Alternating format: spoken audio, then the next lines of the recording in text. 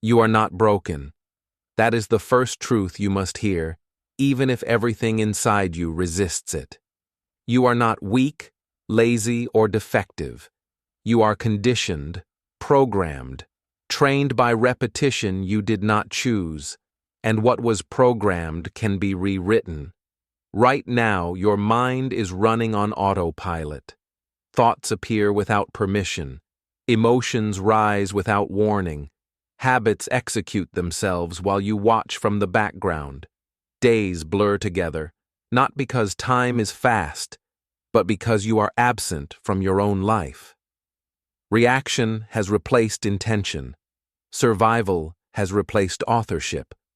This is not an accident. From the moment you were young, your nervous system learned patterns. What to fear, what to avoid, what to believe about yourself. You absorbed rules from pain, from authority, from chaos, from comfort.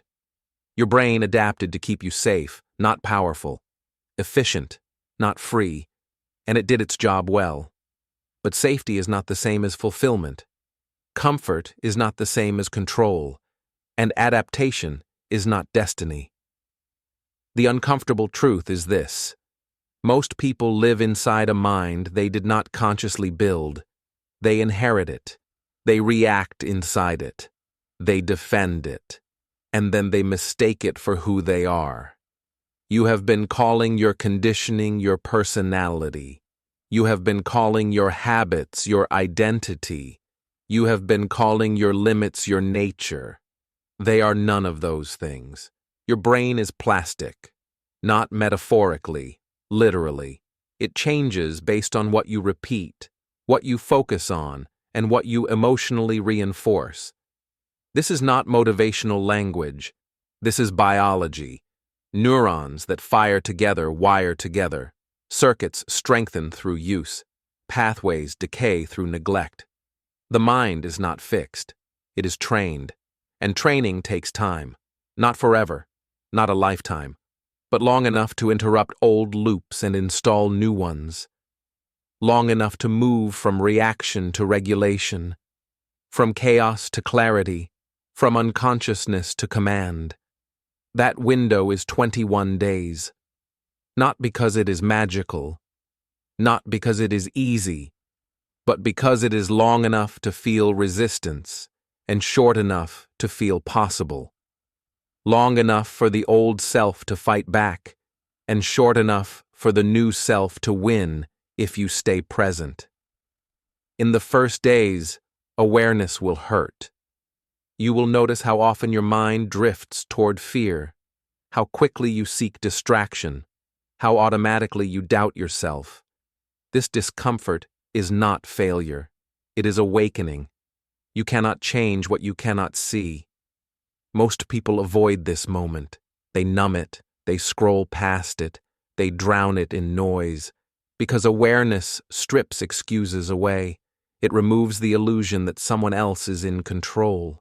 And once that illusion collapses, responsibility appears. Responsibility is heavy, but it is also power. This protocol does not offer positive thinking. It offers precision. It does not ask you to lie to yourself. It asks you to observe yourself, to interrupt patterns, to choose responses, to repeat deliberately. Change here is mechanical, structured, ruthlessly practical. Each day is a lever. Each exercise is a signal to your nervous system. Each repetition tells your brain what matters now. Over time, the volume of old thoughts decreases. Emotional spikes soften. Focus stabilizes. You begin to feel space between stimulus and response, and in that space, you regain authorship. This is where most people quit, not because it does not work, but because it does. Change threatens identity. The old mind will argue for comfort. It will rationalize distraction. It will negotiate shortcuts. This is not sabotage. It is inertia. And inertia only wins if you stop moving. 21 days is a declaration, a boundary you set with yourself, a period where you stop debating and start executing. where you follow the protocol even when motivation disappears, especially when motivation disappears. Discipline is not built when it feels good. It is built when it feels unnecessary and you do it anyway. You will not feel transformed immediately. You will feel aware, then unsettled, then clearer, then steadier. Confidence will not arrive as excitement. It will arrive as quiet certainty, as fewer internal arguments, as faster recovery from emotional disturbance. By the end of this process, you will not think differently because you tried to. You will think differently because your brain has been trained to. Your default responses will shift. Your attention will sharpen. Your identity will stabilize around intention instead of impulse. This is the crossroads. You can continue letting your past decide your reactions, letting noise decide your focus, letting fear decide your limits. Or you can take control of the system that runs your life, not through force, through repetition, through structure, through awareness applied daily. The discomfort you feel now is the signal. Awareness has begun, and awareness demands confrontation. The next step is not inspiration, it is honesty, and it starts now. Do not underestimate what happens when you stop living unconsciously. The moment you begin watching your thoughts, you separate from them.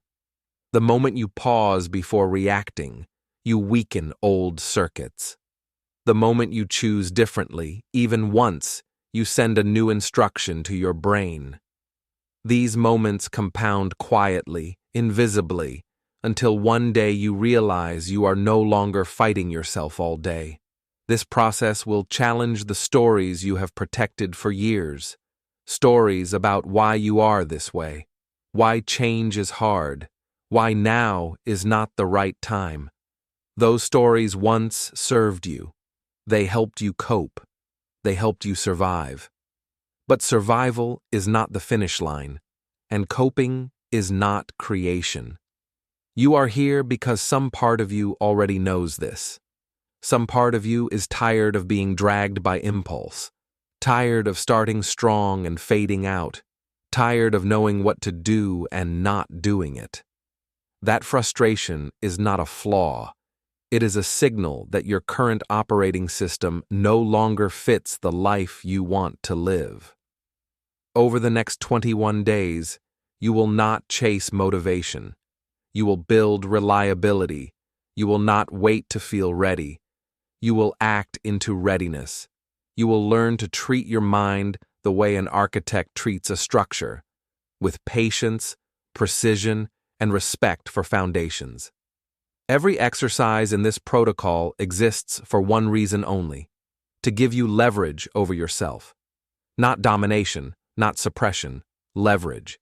The ability to choose focus over frenzy, response over reaction, direction over drift. Nothing here requires belief, only participation. You do not need to be confident to begin. You need to be present. You do not need to be disciplined forever. You need to be disciplined today, and then again tomorrow, and again the next day. That is how identity changes, not in grand declarations, but in quiet repetition. By committing to this window, you are not promising perfection. You are choosing authorship. You are stepping out of autopilot and into awareness. And awareness, once activated, will not let you return to sleep. The path forward will not flatter you. It will reveal you. And that is where real power begins. This is where confrontation begins, and where your conscious transformation truly starts. Chapter 1. The invisible prison you're living in. You wake up each day believing you are free, but most of your decisions were made long before you became conscious of them.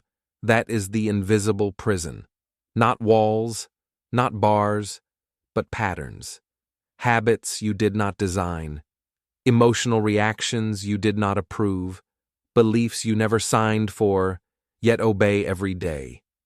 You think you choose your actions, but most of the time you react. A thought appears and you follow it. An emotion rises and you surrender to it. A trigger fires and the same response executes again. This is not weakness. It is conditioning running efficiently. Your mind learned these loops early. It learned what earned approval, what avoided pain, what kept you safe. It built shortcuts to survive chaos, criticism, pressure, neglect, or unpredictability. Those shortcuts hardened into habits. Habits hardened into identity. Identity hardened into a story you now protect. This is how the prison forms. Quietly, gradually, invisibly. You were never asked if you wanted these patterns. You were trained into them. Repetition was the teacher. Emotion was the glue. Fear was the reinforcement. Over time, the brain stopped questioning and started executing. Automation became normal. Automation saves energy, but it steals choice. You say, "That's just how I am." But that sentence is a confession, not a truth. What you call personality is often repetition. What you call mood is often conditioning. What you call realism is often fear memorized. Unconscious living feels normal because it is familiar. Familiarity creates comfort, even when the results are painful. You know this cycle well. Motivation rises, resistance follows, distraction enters, regret closes the loop. Knowing the cycle does not mean you control it. Control requires awareness. And awareness is rare. Most people never pause long enough to notice the exact moment a thought hijacks them. They never stand between emotion and action. They stay busy, stimulated, distracted, because stillness exposes patterns, and patterns expose responsibility. This chapter is not here to comfort you. It is here to wake you up. Look at your habits. How you wake up. How quickly you reach for stimulation. How you avoid discomfort. These behaviors are not random. They are trained responses, executed without conscious permission. Look at your emotional reactions. How fast irritation appears. How easily doubt takes over. How quickly you seek relief. Emotions feel spontaneous, but they are rehearsed. The body remembers what the mind repeats. Look at your identity. The labels you cling to, the excuses you defend, the limits you explain. Identity is not discovered, it is practiced. You became this version of yourself by repeating it. This realization hurts, and it should, not to weaken you, but to wake you up. Pain here is information. It tells you that the problem is not outside of you. It tells you that no one is secretly in control of your life. And that means the responsibility is yours. The prison is not your circumstances. It is your automatic relationship to them. You can have opportunity and still sabotage it. You can know better and still do worse. Knowledge does not dissolve conditioning. Awareness does. Right now, your mind is optimized for familiarity, not growth. Growth requires friction. Familiarity requires repetition. Your brain will always choose what it knows over what it needs unless you interrupt it deliberately. That interruption feels like resistance, fear, excuses, rationalizations. That is not a sign to stop. That is the prison defending itself. If you feel uncomfortable reading this, that is not a problem. That is proof something real has been touched. Here is the line you cannot cross back over. If you are not aware of what controls you, it controls you completely. You cannot negotiate with patterns you refuse to see. You cannot change habits you will not examine. You cannot claim freedom while living on autopilot. And once you see the bars, you cannot unsee them. From this moment forward, Ignorance is no longer an option. You are becoming conscious of the loops, the triggers, the scripts. That awareness is the first crack in the wall. Do not rush to fix anything yet. Do not force change. Right now, your only task is to notice, observe, track. Every reaction you catch weakens the loop. Every impulse you observe loses authority. Attention disrupts automation. This is where power begins, quietly, uncomfortably, without applause. You are not here to escape the prison yet. You are here to map it, to understand it, to inventory it. Precision comes before freedom. The mind cannot change what it refuses to see, but once seen, it can never return to sleep. You are no longer a passenger. You are becoming a witness, and a witness cannot pretend they did not see. The prison is revealed. Awareness is active, and the next step is unavoidable. Once you see the prison, you must inventory it. Chapter 2, Day 1, The Honest Inventory. Today is not about motivation. It is not about confidence, hope, or positive thinking. Today is about truth. Cold, clean, undeniable truth. The kind that removes confusion and replaces it with clarity. The kind that hurts briefly and frees permanently. This is the day most people avoid their entire lives. You are going to look at yourself without decoration, without excuses, without stories that protect your comfort.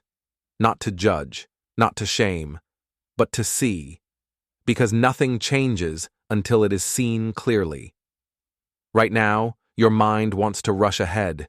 It wants solutions. It wants relief. It wants to skip the uncomfortable part and jump straight to transformation. That impulse is already data. Notice it. That is avoidance disguised as ambition. Slow down. You are not here to fix anything yet. You are here to observe what is actually happening inside you, not what you wish were happening. This inventory is not a performance. No one is watching. No one is grading you. This is between you and reality. Start with your thoughts, not the inspirational ones, the frequent ones, the automatic ones, the thoughts that appear when you wake up, when things go wrong, when you feel tired, when you feel challenged. Listen to the tone. Is it supportive or critical? Is it calm or urgent? Is it empowering or undermining? Do not argue with the thoughts. Do not correct them. Write them down mentally as they are. These are not opinions. They are patterns. Repeated language shapes repeated behavior. Now look at your emotions, not the dramatic moments, the daily baseline. What do you feel most often when nothing special is happening? Tension, restlessness, dullness, anxiety, emptiness, irritation?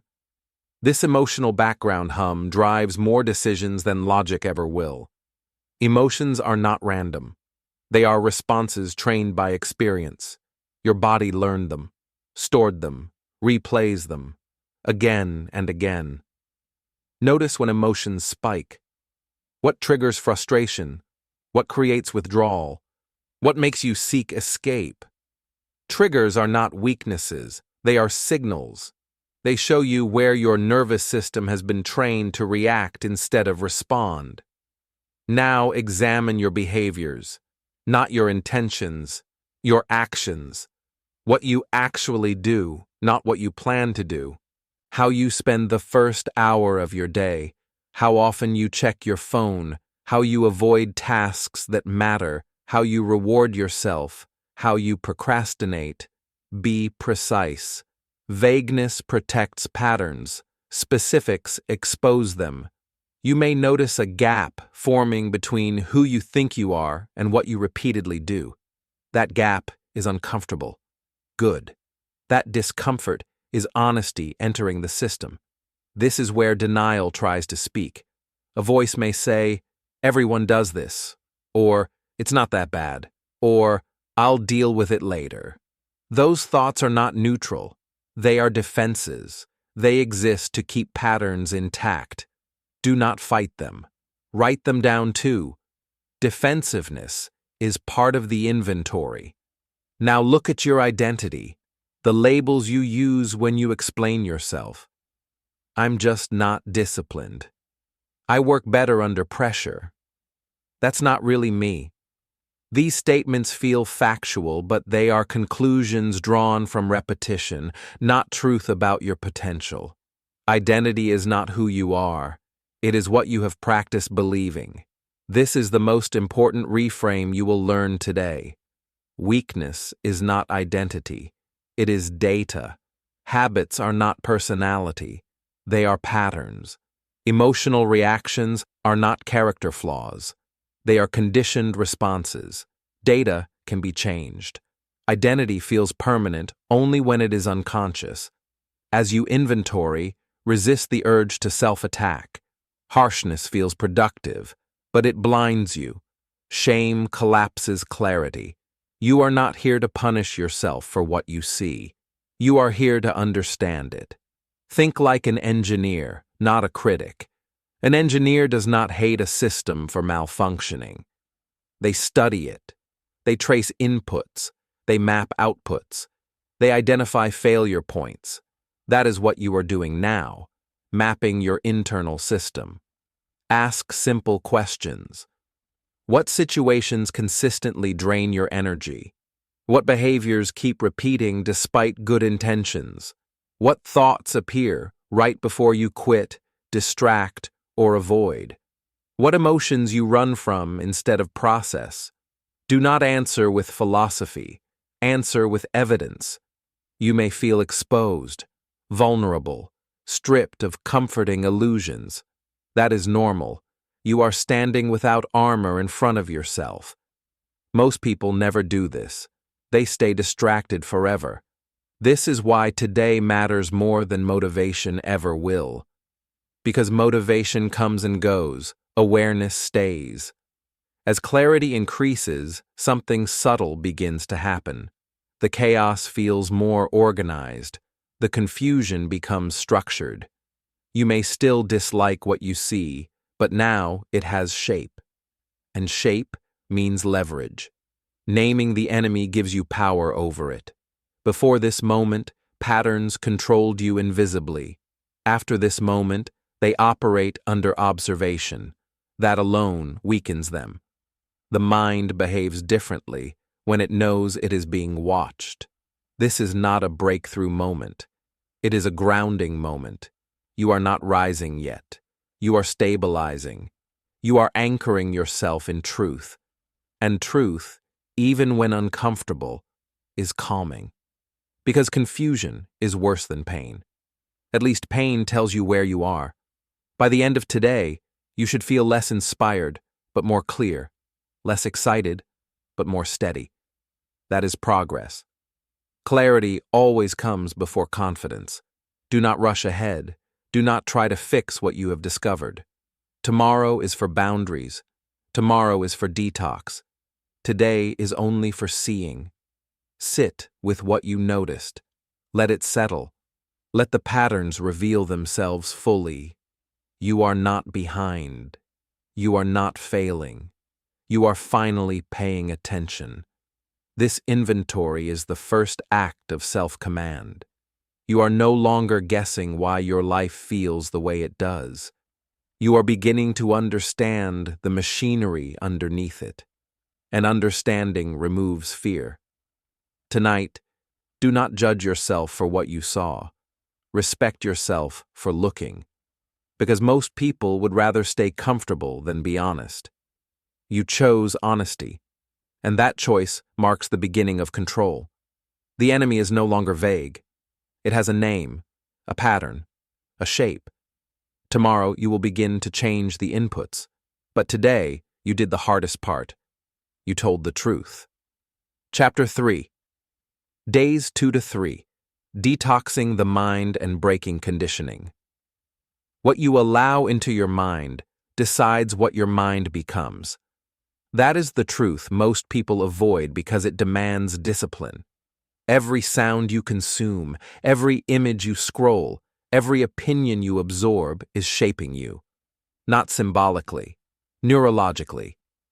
Your mind is not neutral territory. It is contested ground. You do not wake up anxious, distracted, or restless by accident. You wake up carrying the residue of what you fed yourself yesterday. For years, your attention has been under attack. Notifications, headlines, endless content. Emotional manipulation disguised as entertainment. You have been trained to react before you think, consume before you choose, and escape before you feel. This is not modern convenience. This is modern conditioning. Today, that conditioning stops. Days 2 and 3 are not about becoming calm. They are about becoming aware of how much noise you have mistaken for normal. This is a psychological purge, a removal of inputs that hijack your nervous system and reinforce the very patterns you are trying to break. Begin with the obvious: your phone, your screens, the endless checking, the reflex to fill every quiet moment. You tell yourself it helps you relax. But relaxation does not leave you scattered. Relaxation does not make you restless. What you call rest is often avoidance. Notice how quickly boredom pushes you toward stimulation. That impulse is not harmless. It is trained. Your brain has learned to fear silence because silence removes distraction, and distraction protects patterns. When you reduce inputs, discomfort appears. Restlessness, irritation, a vague sense of unease. This is not withdrawal from technology, it is withdrawal from avoidance. You are no longer anesthetized. That discomfort is the point. As the noise fades, something else becomes visible. Your internal dialogue gets louder. Old thoughts surface. Old emotions rise. This is not regression. This is exposure. The detox reveals what has been running beneath the surface all along. Now, look deeper than the screen. Your conditioning did not begin with technology. It began with repetition. Childhood repetition. Cultural repetition. Emotional repetition. You learned who to be by watching, not choosing. You learned what was acceptable, what was dangerous, what was expected. You absorbed beliefs before you had language to question them. Beliefs about success, about money, about effort, about your worth, about what kind of life was realistic for someone like you. These beliefs were not tested. They were inherited, passed down through tone, behavior, and emotional reactions. You may still obey rules no one explicitly gave you. Rules like do not stand out, do not fail publicly, do not disappoint, do not rest, do not trust, do not want too much. These commands live quietly inside you, shaping choices you believe are your own. Society reinforced them, rewarded conformity, punished deviation, trained you to seek approval instead of alignment, productivity instead of presence, image instead of identity. None of this makes you weak. It makes you trained. But training can be undone. As you detox inputs, you must also detox narratives. Question the stories you have been telling yourself for years. Stories about why you cannot change. Why now is not the time. Why others are different. Why discipline is unnatural for you. These stories feel familiar. Familiar does not mean true. Ask yourself where these beliefs came from. Who benefited from you believing them? What moments reinforced them emotionally? Beliefs anchored to emotion feel real, even when they are false. This is why breaking conditioning feels destabilizing. The ground beneath your identity starts to shake. The explanations you relied on lose authority.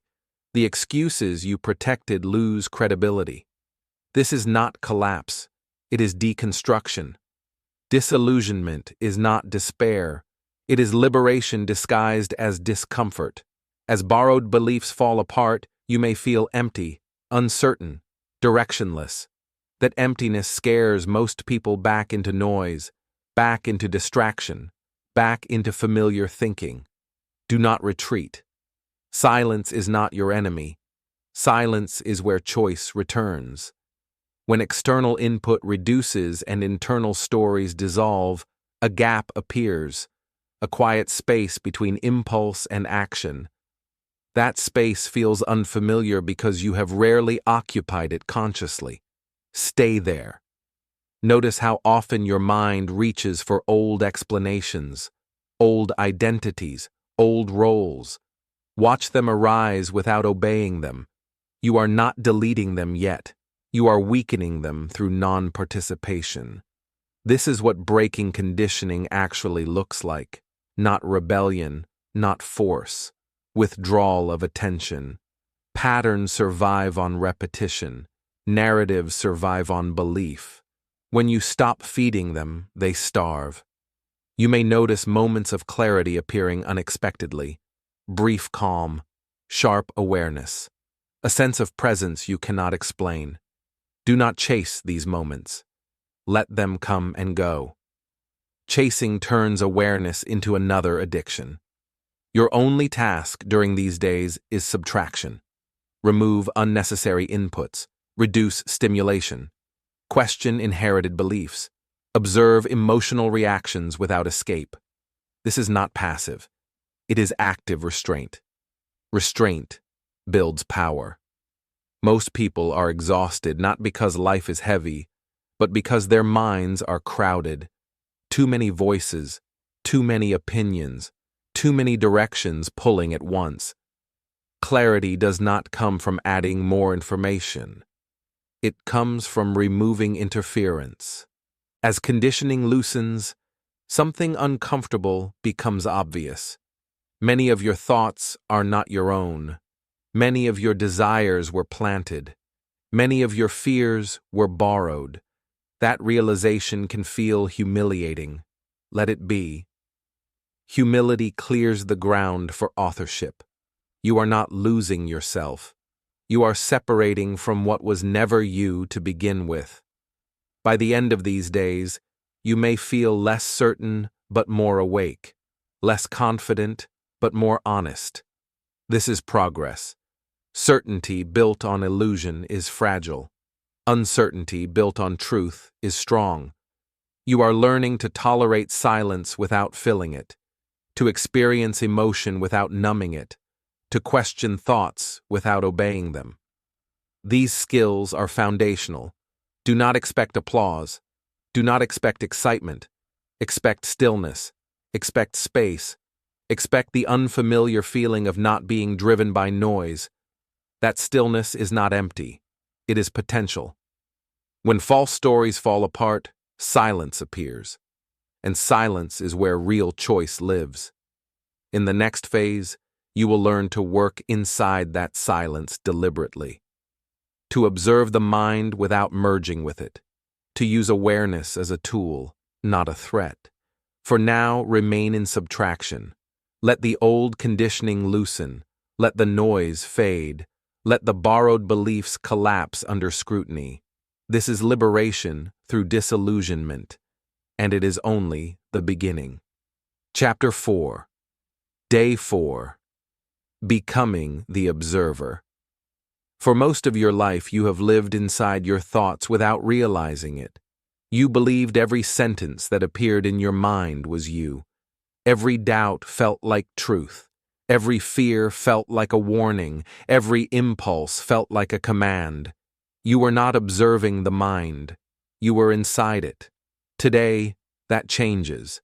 The most powerful shift you can make is not changing what you think, but changing your relationship to thinking itself. The moment you stop identifying with every thought, authority shifts. Control returns. Space opens. You begin to see the mind instead of being dragged by it. Right now, thoughts still appear automatically. That has not stopped. But something subtle is different. You are starting to notice them as events, not orders.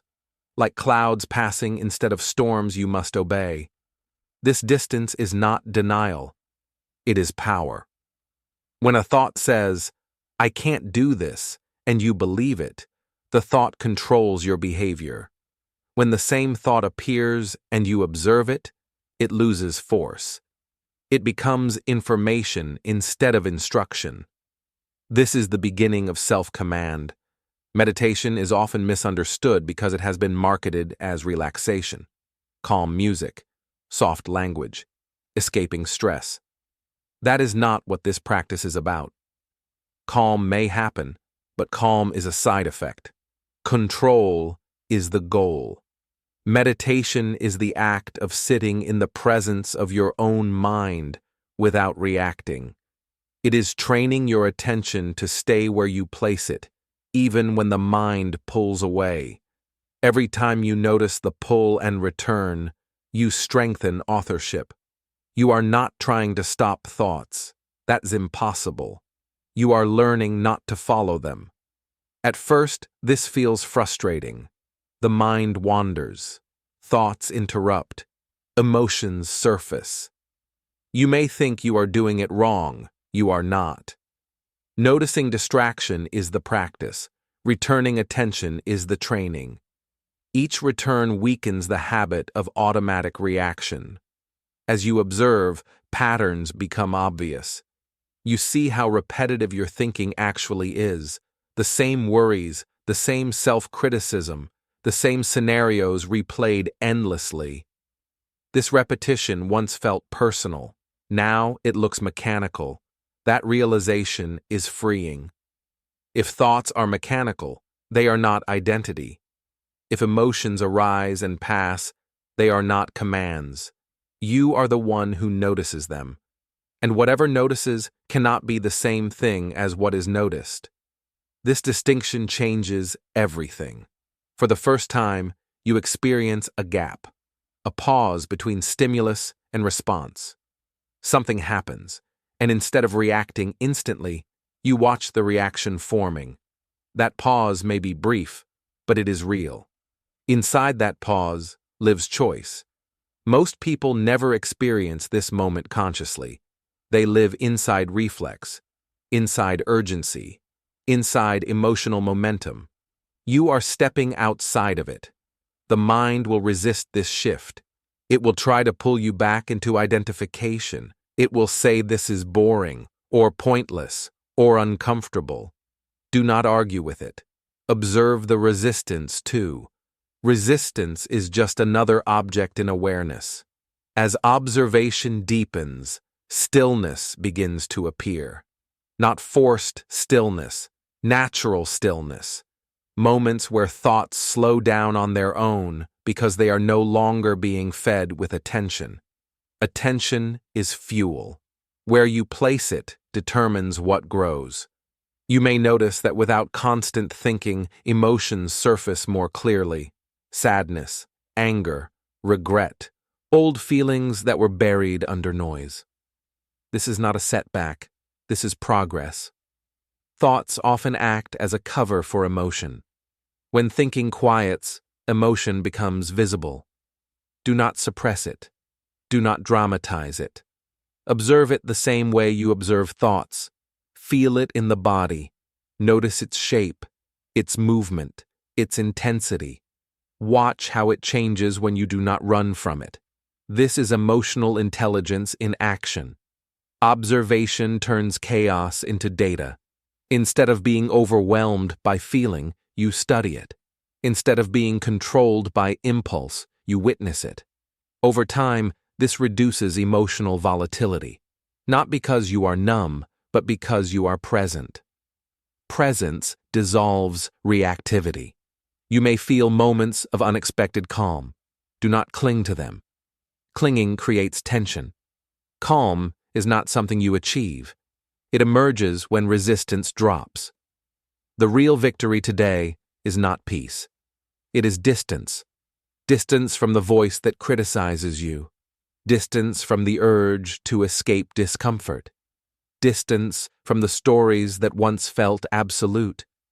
This distance gives you leverage. With leverage, you no longer need to fight the mind. You can let it speak without obeying. Let it warn without panicking. Let it doubt without surrendering. You are learning to sit in the driver's seat instead of the back seat. This practice will feel subtle at first. You may question whether anything is happening.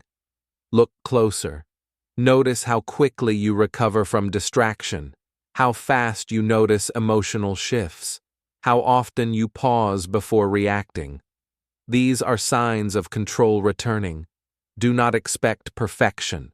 Expect improvement in awareness. Expect fewer unconscious moments.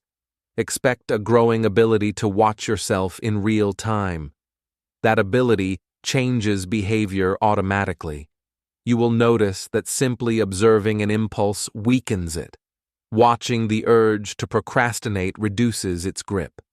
Seeing the thought to quit creates space to continue. Observation is intervention. Today, you are not trying to be better. You are learning to be aware. Better comes later. Awareness comes first. As the day ends, reflect on one thing. Not what you changed, but what you noticed. That noticing is the skill you are building. That skill will carry everything else. You are no longer fused with your mind. You are standing beside it. And now that you can observe, something else becomes unavoidable. Beneath the thoughts you have been watching, beneath the habits you have been tracking, emotions are waiting. Observation reveals what was buried, and buried emotion demands release. Chapter 5, Day 5, Emotional Release and Letting Go. For years you were taught to stay strong by staying silent, to move on without feeling, to suppress instead of process, to bury instead of release. What you were never told is that unexpressed emotion does not disappear. It waits, and then it leaks into your life as self-sabotage. Today is not about control, it is about honesty. You cannot think your way out of what you never allowed yourself to feel. You cannot discipline emotion into obedience. Emotion ignored does not become weak. It becomes louder, heavier, and more disruptive. Most of your exhaustion does not come from effort. It comes from carrying emotional weight you never put down. Pain has memory. The body remembers what the mind avoids.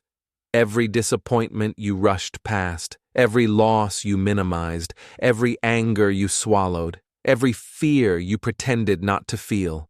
None of it vanished. It was stored. Stored emotion becomes tension. Tension becomes irritability. Irritability becomes avoidance. Avoidance becomes patterns you call flaws. This is not a character problem. It is emotional backlog. Today, you stop pretending you are unaffected. Emotional release does not mean collapse. It means allowing what is already there to move instead of stagnate. Strength is not the absence of emotion. Strength is the ability to feel without being destroyed by it. You may have learned that feeling deeply makes you weak. That belief was built to protect you when you had no support. It no longer serves you. Suppression was a survival skill. It is not a mastery skill. Notice what emotions you avoid most. Sadness, anger, shame, grief. Each avoided emotion costs you energy every day. The effort to keep it buried is constant. That effort is draining you. When you sit with yourself now, without distraction, emotion may rise unexpectedly. Your instinct will be to distract, rationalize, or minimize. Do not. Stay. You are not here to analyze emotion. You are here to experience it safely. Feel where it lives in the body. Tightness in the chest, pressure in the throat, weight in the stomach, heat in the jaw. Emotion is physical. Let it be physical without story. You do not need to explain why you feel this way. Explanation delays release. Presence allows it. As you stay, you may notice waves. Sensations rise, peak, then shift. This is important. Emotion is not permanent. It moves when allowed. It stagnates when resisted. Crying does not mean you are broken. It means something is leaving. Anger does not mean you are dangerous. It means a boundary was crossed. Grief does not mean you are weak. It means something mattered. These emotions are not enemies. They are signals that were ignored. Today, you honor them without dramatizing them. You are not reliving the past. You are releasing its residue. This process may feel uncomfortable, vulnerable, exposing. That discomfort is the cost of honesty, and honesty creates space. As emotion moves, something surprising happens. The mind quiets. The body softens. The constant pressure eases. You realize how much effort went into holding everything together. Relief does not arrive with fireworks. It arrives as lightness, as breath returning, as shoulders lowering without command. This is not emotional indulgence. It is emotional hygiene. Just as the body needs to sweat to detox, the nervous system needs expression to reset. Without release, emotion turns inward. It becomes self-criticism, procrastination, numbness, or compulsive behavior. This is why you sabotage what matters. Not because you lack discipline, but because part of you is overwhelmed and unheard. Today, that part is heard. As you allow release, you may notice memories surfacing, moments you forgot, situations you minimized. Do not analyze them. Let them pass through. The goal is not understanding the story. The goal is freeing the system. Expression does not require an audience. You do not need permission. You do not need validation. This is internal honesty. Weakness is not feeling emotion. Weakness is being controlled by what you refuse to feel. Courage is staying present with discomfort long enough for it to change. As the emotional weight lifts, even slightly, something becomes visible underneath. Beliefs, assumptions, narratives formed around pain. Beliefs like, I am not enough. I cannot trust. Effort leads to disappointment. I must stay guarded. These beliefs were built to protect wounded parts of you. They made sense once. They kept you safe. But now they limit you. You could not see them clearly while emotion was buried. Now they are exposed. This is why release matters. When emotion clears, the mind becomes readable. Patterns stand out. Stories lose emotional charge. You can question them without collapse. You may feel tired after this work. That is normal. Release uses energy, but it also restores it. Rest without guilt. You are recalibrating. Tonight, notice the difference. The subtle quiet, the reduced pressure, the sense of space inside. That space is not emptiness. It is capacity. You are not becoming someone new today. You are removing what was never meant to stay. Letting go does not erase the past. It frees the present. This is not the end of emotional work. It is the beginning of a healthier relationship with feeling. One where emotion informs you, not controls you. One where expression replaces suppression. You honored pain instead of running from it. That is strength. With emotional weight removed, clarity increases. And clarity exposes something powerful and dangerous. Your belief systems. That is what comes next. Chapter 6, Days 6 to 7, Rewriting Belief and Integrating Awareness. By now, awareness has stripped away comfort. You see your patterns. You have felt your emotions. You have stepped back from automatic thought. What remains now is structure. Belief is the structure that holds everything together. And if belief is flawed, everything built on it collapses. Beliefs are not opinions. They are commands your nervous system follows without debate. They decide what feels possible, what feels dangerous, and what feels pointless. You do not rise to your goals, you fall to your beliefs. This is why awareness alone is not enough. You can see the pattern and still repeat it. You can understand the problem and still live inside it. Change only stabilizes when belief changes. And belief does not change through insight. It changes through repetition backed by evidence. Today, you audit belief with precision. Start with the beliefs you discovered underneath emotion. Statements that feel factual but limit action. I'm not disciplined. I always quit. It's too late. Others have it easier. These are not truths. They are conclusions formed from past experience and reinforced through repetition. A belief is simply a thought you stopped questioning. Every belief must now be examined. Not emotionally, logically. Ask where it came from. Ask how often it has been reinforced. Ask whether it is universally true or merely familiar. Most beliefs survive because they have never been challenged consistently. You are not here to destroy belief in one moment. You are here to weaken false belief and install functional belief. This is not positive thinking. This is strategic replacement. Victim belief says, "This is happening to me." Builder belief says, "This is something I am training through." Victim belief searches for reasons. Builder belief searches for leverage. Victim belief protects comfort. Builder belief builds capacity. You do not remove victim belief by attacking it. You replace it by acting from builder belief repeatedly until the nervous system updates. Choose one belief at a time. Not everything. Precision matters. Take a belief like, "I am inconsistent." That belief feels real because you have evidence. But look closer. Inconsistency is not identity. It is a behavior pattern under certain conditions. That distinction matters. Now install the replacement, not a fantasy, a functional belief. I am becoming someone who follows through one step at a time. This belief does not demand perfection. It demands participation. Belief must be believable. You reinforce belief with evidence.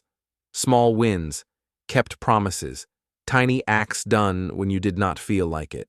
Evidence convinces the nervous system faster than words ever will.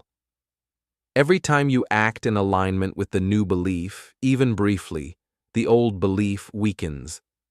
The mind updates through experience, not intention. This is why repetition is non-negotiable. Awareness showed you the loop. Emotion cleared the charge. Belief rewrite changes direction. As you practice this, something shifts internally. You stop arguing with yourself constantly. The internal debate quiets, not because life is easy, but because direction is clearer. You are no longer asking, "Can I?" You are asking, "What's next?" This is grounded confidence, not excitement, not hype, certainty. Certainty does not shout, it moves. Over these 2 days, you are integrating everything learned. Observation continues, emotional honesty remains, but now belief aligns with behavior instead of undermining it. Notice how your language changes. Fewer absolutes, fewer excuses, more ownership, more neutrality. You stop dramatizing failure, you start analyzing it. That shift is identity forming. Identity is not a declaration, it is the sum of repeated responses. You are becoming someone who sees patterns, processes emotion, questions belief, and chooses deliberately. That is not motivation. That is architecture. Week 1 ends here for a reason. You are no longer asleep.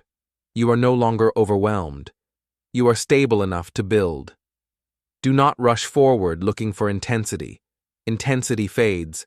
Structure lasts. Look back briefly, not with pride, with clarity. You did not fix your life. You built awareness, released weight, and installed direction. That is foundation work. Quiet, invisible, essential. Most people quit here because the dramatic pain has faded, and the dramatic reward has not arrived. You will not quit, because you understand something now. Change is not emotional. It is mechanical. And mechanics work whether you feel inspired or not. You are standing on solid ground for the first time. Not because everything is resolved, but because nothing is hidden. Awareness alone is not enough. And now you know that. The rebuild begins next. Chapter 7, Days 8 to 9, Installing New Thoughts and Identity. Up to now you have been clearing space, removing noise, exposing patterns, weakening beliefs that no longer serve you. That work was necessary, but it was subtractive. These days are additive. This is where you begin to install something new, not hope, not wishes, identity. Most people live asking what they want. That question keeps them stuck. Wanting creates distance. Wanting delays action. Wanting waits for permission. Identity does the opposite. Identity decides. When you decide who you are becoming, behavior follows. Thought replacement is not about arguing with negative thoughts. It is about starving them of relevance by feeding stronger ones. Thoughts do not change because you dislike them. They change because they are outgrown. Old thoughts were built to support an old identity. As identity shifts, those thoughts lose their function. This is the shift you are making now. Stop asking, "What do I feel like doing?" Start asking, "What would the person I am becoming do next?" This question bypasses mood. It bypasses motivation. It installs direction. Identity-based change is powerful because it removes negotiation. When behavior aligns with identity, action becomes natural. You do not debate brushing your teeth. You do it because it fits who you are. That is the level of automaticity you are building. You are no longer reacting to the past. You are rehearsing the future. Visualization is not fantasy. It is rehearsal. The brain does not clearly distinguish between vividly imagined experience and real experience. That is not theory. That is neurological fact. Rehearsal strengthens circuits. Repetition installs pathways. When you visualize your future self, you are not daydreaming. You are training your nervous system to recognize a new standard. See yourself acting with focus, not perfectly, consistently. See yourself responding instead of reacting. See yourself choosing the harder option calmly, not heroically, naturally. Do not make this dramatic. Make it familiar. The goal is not inspiration. The goal is recognition. Your brain must begin to recognize this version of you as plausible. Plausibility precedes embodiment. As you rehearse, notice resistance. Doubt may say, "This isn't you." That doubt is not insight. It is habit defending territory. Observe it. Continue. Identity does not form in imagination alone. It forms in action. This is where most people hesitate. They wait to feel ready. They wait to feel confident. They wait for certainty. That wait reinforces the old identity. The new identity is built by acting before readiness arrives. Readiness follows action. Confidence follows evidence. On these days, you act as if you are already becoming the person you decided to be. Not loudly, not publicly, quietly, privately. In small ways that compound. You keep promises you used to break. You stop mid-scroll. You start the task without warming up mentally for an hour. These actions feel small. They are not. They are votes. Every action is a vote for identity. One action does not define you. Repetition does. As you act, new thoughts emerge, not affirmations, observations. I handled that differently. I didn't quit this time. That wasn't as hard as I expected. These thoughts are powerful because they are earned. Earned thoughts rewrite identity faster than forced positivity ever could. Hope begins to feel different now. It is no longer emotional. It is practical. It shows up as willingness, as momentum, as quiet trust in process. You may notice something else shifting. The way you talk to yourself. Less insult, less drama, more instruction, more neutrality. This is not accidental. As identity stabilizes, internal dialogue matures. You stop asking, "Why am I like this?" You start asking, "What's the next move?" That is embodiment beginning. Embodiment means you do not need to convince yourself anymore. You do not need speeches. You do not need hype. You move because moving aligns with who you are becoming. This phase feels empowering, but do not confuse empowerment with completion. Identity is fragile in its early stages. It must be reinforced daily or it dissolves under pressure. Old patterns are patient. They wait for fatigue, stress, disappointment. Then they attempt a comeback. This is why repetition matters more than intensity. You are not installing a new identity through dramatic change. You are installing it through consistent behavior under ordinary conditions. Ordinary days build extraordinary stability. Notice how your attention responds now. You recover faster from distraction. You catch old thoughts earlier. You choose differently more often. These are signs of neural shift. Do not inflate them. Respect them. The person you are becoming does not need validation. They need consistency. During these days, keep visualization grounded. Keep actions small and repeatable. Keep language precise. Identity grows through alignment, not ambition. You are training reliability. Reliability with yourself is the foundation of self-trust. Self-trust is the root of confidence. Confidence is not loud, it is calm. By the end of these days, you should feel something subtle but solid, a sense that you are no longer waiting to become someone. You are practicing being them. Practice creates reality. You are no longer installing thoughts randomly. You are choosing thoughts that support identity. You are no longer acting based on emotion. You are acting based on direction. Direction simplifies everything. When identity leads, decisions become easier, not effortless, clearer. You may still feel doubt. That does not disqualify you. Doubt is noise. Identity is signal. You act on signal. This is how embodiment begins. Not with certainty, but with commitment. You are no longer asking for permission to change. You are changing first and letting the mind catch up. That is power, and power must be reinforced daily or it fades. Identity must be lived, not imagined. That is what comes next. Chapter 8, Days 10 to 11, Mastering Mornings and Emotional Control. The way you begin your day decides how much authority you have over yourself. Before the world speaks to you, before demands arrive, before emotion gets triggered, there is a window. In that window, you either take command or surrender it.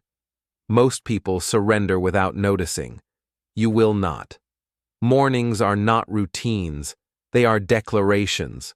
When you wake up and immediately react, checking messages, replaying worries, rushing mentally, you train your nervous system to obey urgency. You tell your mind that outside forces lead and you follow. That pattern repeats all day. These days, that pattern ends. Your morning is no longer a suggestion. It is non-negotiable. Not because it feels good, but because it establishes hierarchy. You lead. The mind follows. Priming the nervous system is not about perfection. It is about direction. The first inputs of the day shape emotional tone, attention span, and stress tolerance. If the first signal is chaos, chaos becomes normal. If the first signal is order, order stabilizes. This is why disciplined people seem calm under pressure. They did not wake up that way. They trained for it. Your morning ritual is not about productivity. It is about dominance over impulse. Small acts done immediately after waking send a powerful message. I decide what happens next. Silence before stimulation. Movement before media. Intention before information. These are not habits. They are commands. You may feel resistance here. The urge to delay, to check, to scroll. That urge is emotional conditioning demanding familiarity. Do not negotiate with it. Act through it. Every time you act despite resistance, emotional control strengthens. Emotional regulation is often misunderstood as suppression. It is not pushing emotion down, it is leading it. Leadership does not eliminate emotion, it directs it. Most people are emotionally reactive because they have never trained emotional response. They live in volatility. One comment changes their mood. One inconvenience derails their focus. One setback consumes the day. Volatility feels powerful. It is not. It is weakness disguised as intensity. Stability is real strength. Stability does not mean you feel nothing. It means you recover quickly. It means emotion does not hijack direction. It means you feel deeply without losing control. These days, you train recovery. When emotion rises, you pause, you breathe, you observe, you choose. This sequence becomes automatic through repetition. Breathing is not relaxation, it is regulation. Slow, controlled breath sends a signal of safety to the nervous system. Safety reduces reactivity. Reduced reactivity restores choice. Choice is power. You are not trying to eliminate negative emotion. You are learning to shorten its lifespan. You stop feeding it with narrative. You stop amplifying it with reaction. You allow it to pass. This is leadership over self.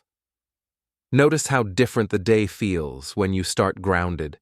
Fewer spikes, less urgency, clearer decisions. You are not calmer because life is easier. You are calmer because you are regulated. Regulation creates resilience. Resilience is not toughness. It is flexibility under pressure. The ability to bend without breaking. The ability to experience stress without collapse. Most people avoid discomfort. You train to tolerate it. That tolerance builds confidence quietly. Confidence does not come from success alone. It comes from knowing you can handle discomfort without escaping. Each regulated response tells your nervous system, I can handle this. That message compounds. As mornings stabilize, emotional reactions throughout the day soften. You notice triggers sooner. You interrupt spirals faster. You no longer feel at the mercy of your mood. Mood becomes weather. You are the climate. This is what unshakable actually means.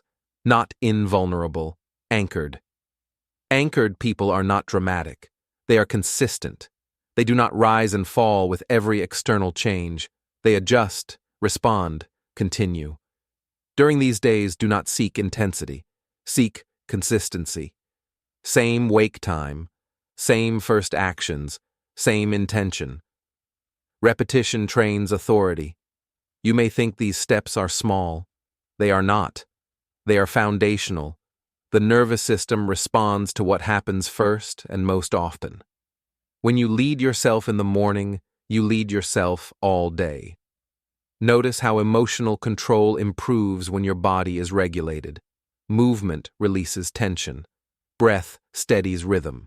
Stillness sharpens awareness. These are tools, not rituals. Tools work when used. If you miss a morning, do not dramatize it. Return immediately.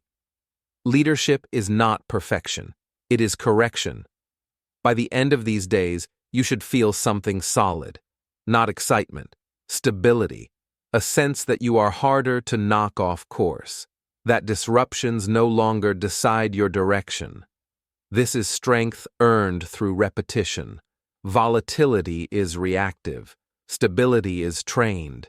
You are no longer hoping for a good day. You are preparing for one. You are no longer waiting for emotional alignment. You are creating it. And from stability, something powerful emerges. Focus. Stability creates the conditions for deep focus. Chapter 9, Day 12. Focus as a weapon. Your attention is not a soft skill. It is not a preference. It is not a personality trait. It is a weapon.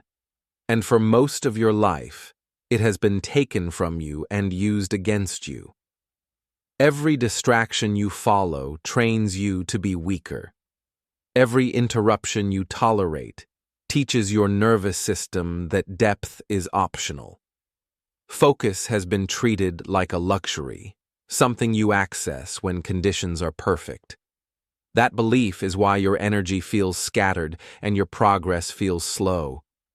Focus is not what happens after motivation. Focus is discipline made visible. Right now, your mind is cluttered, not because you lack intelligence, but because your attention is fragmented. Unfinished thoughts pull at you. Half-started tasks drain you. Notifications hijack you.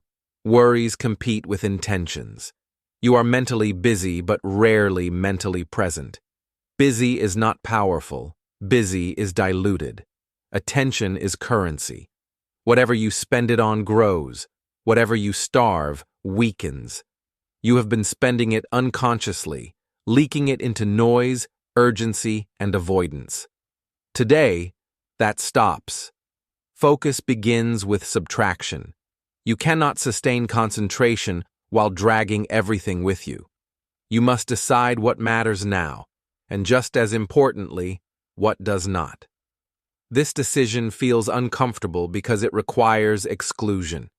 You are saying no to options, impulses, and stimulation.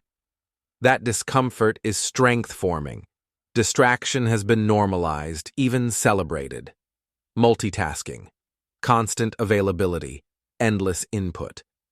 But distraction is not neutral. It erodes trust in yourself.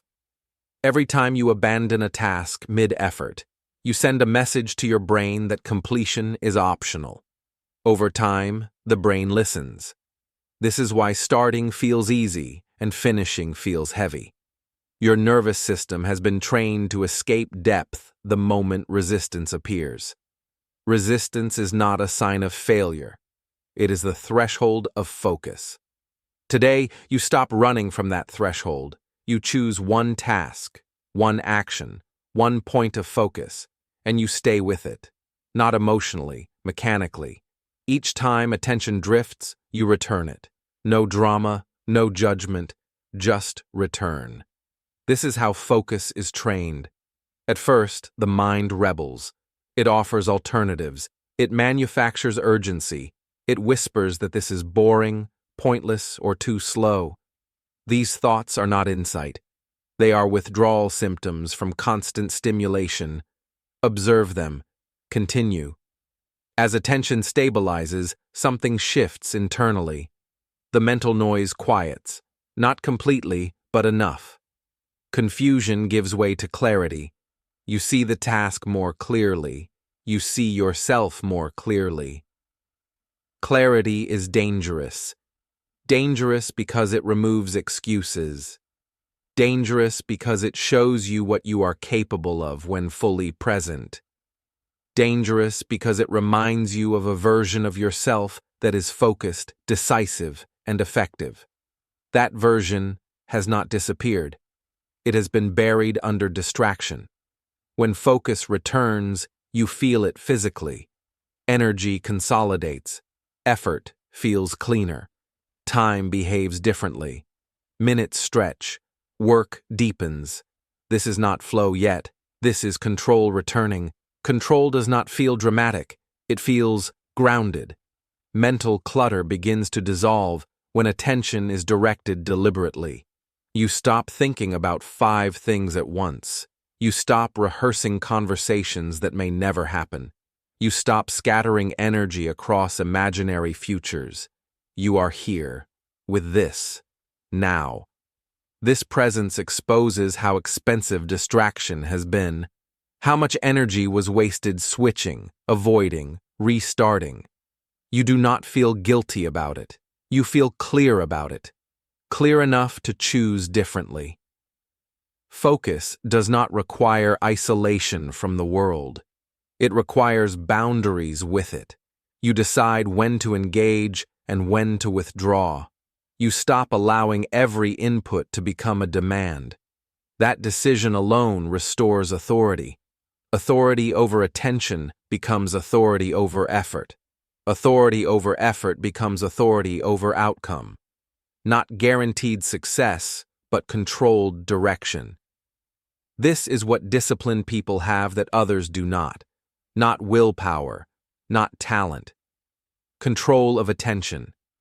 As you sustain focus longer, something else becomes unavoidable. The inner dialogue grows louder. The voice that criticizes your pace.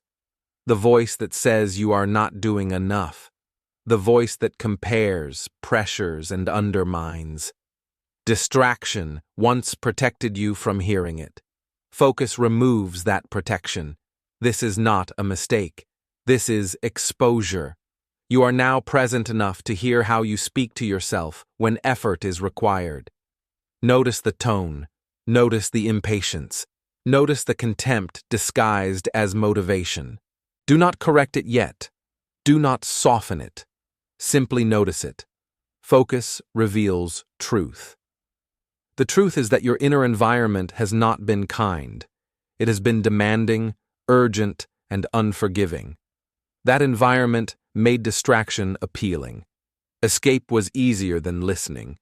Now you are listening. This awareness sharpens you further. You stop mistaking harshness for discipline. You see how pressure reduced endurance instead of increasing it. You recognize how clarity was replaced with panic.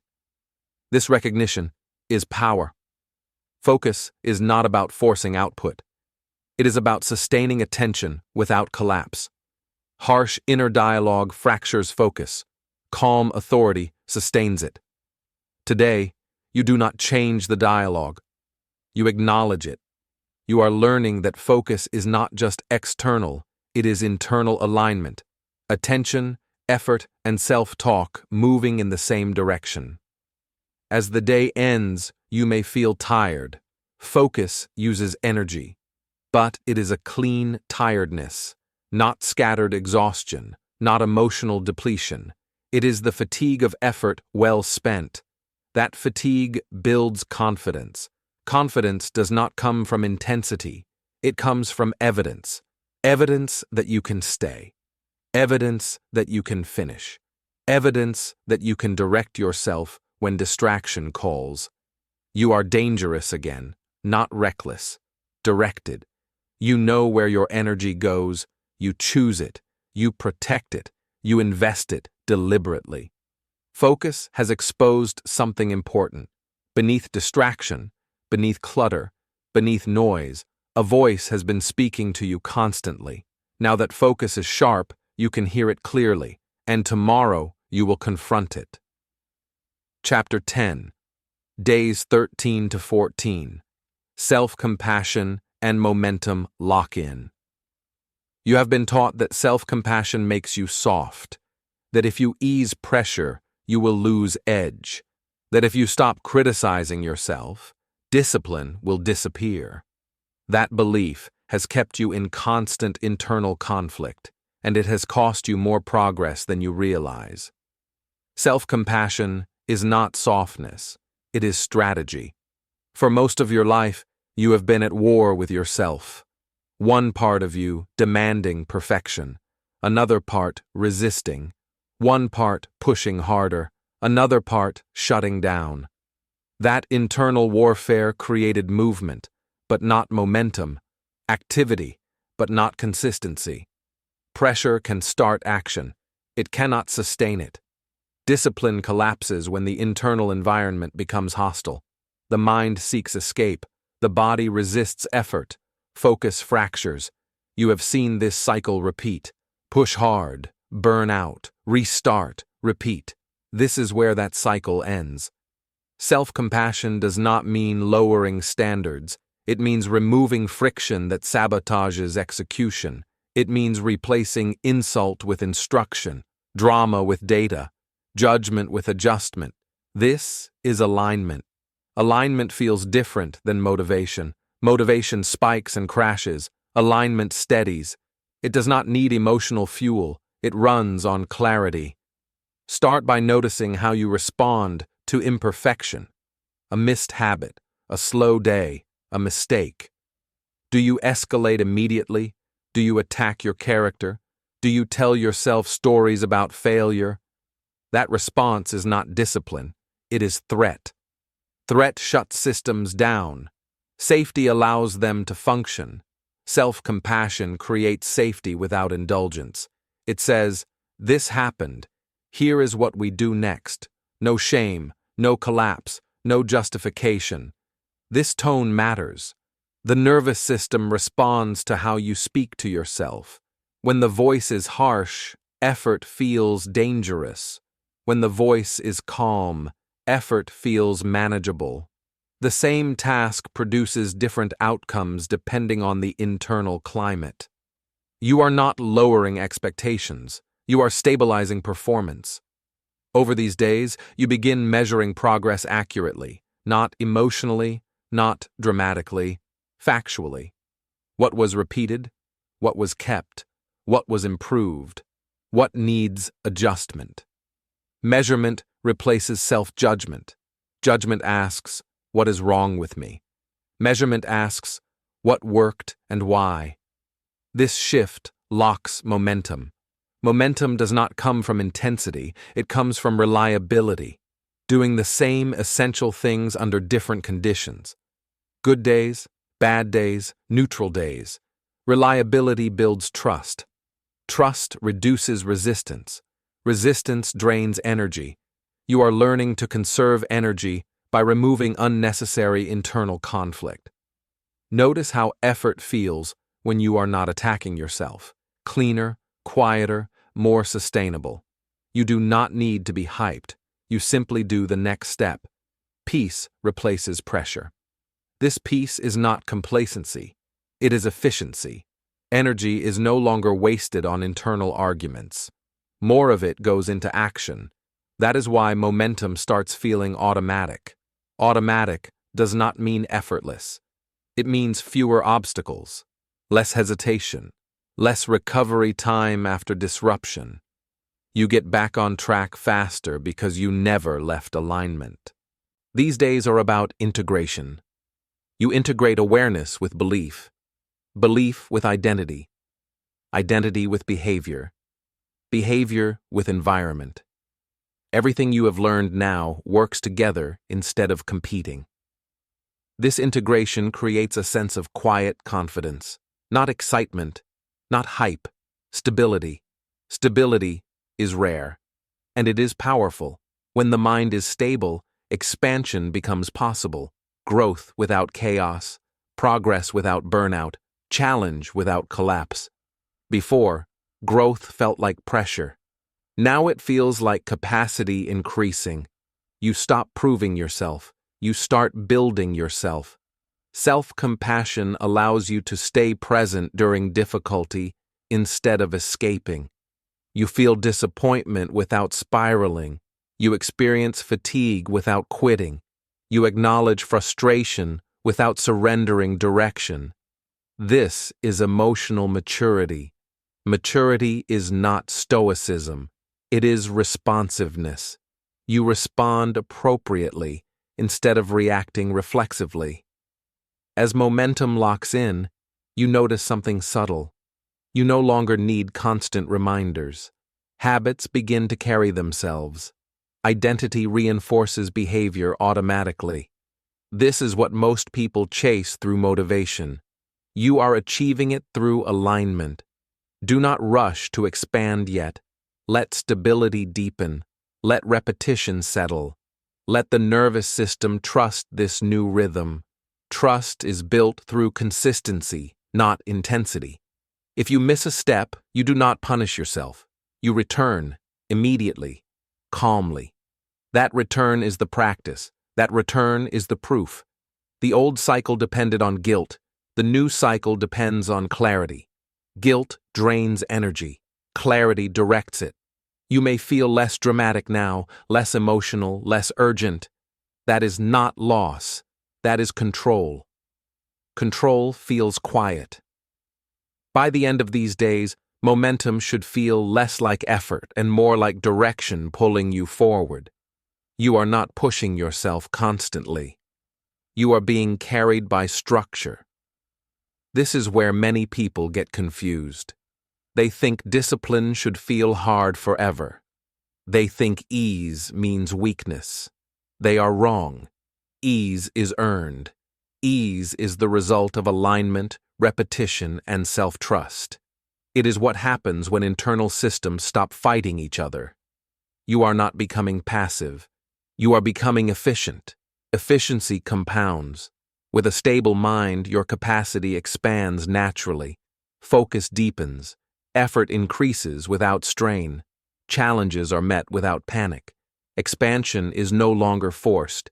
It is inevitable. The next phase builds on this stability. You do not chase growth anymore. You allow it, and that changes everything. Chapter 11. Days 15 to 16. Abundance, Purpose, and Meaning. For most of your life, you have been operating from scarcity without realizing it. Scarcity of time, scarcity of energy, scarcity of opportunity, scarcity of worth. This mindset kept you alert, anxious, and always chasing, but never fulfilled. Scarcity trains survival. It does not create meaning. Today, that lens begins to dissolve. Scarcity thinking says there is not enough time to slow down, not enough chances to fail, not enough room to choose differently. It creates urgency where patience is required, and panic where trust would serve you better. Abundance is not excess. It is perspective. Abundance begins when you realize that growth is not something you rush. It is something you allow by showing up consistently. Process replaces panic. Direction replaces desperation. You stop trying to outrun fear and start walking with intention. Trusting the process does not mean being passive. It means understanding that effort compounds even when results are not immediate. Scarcity demands proof now.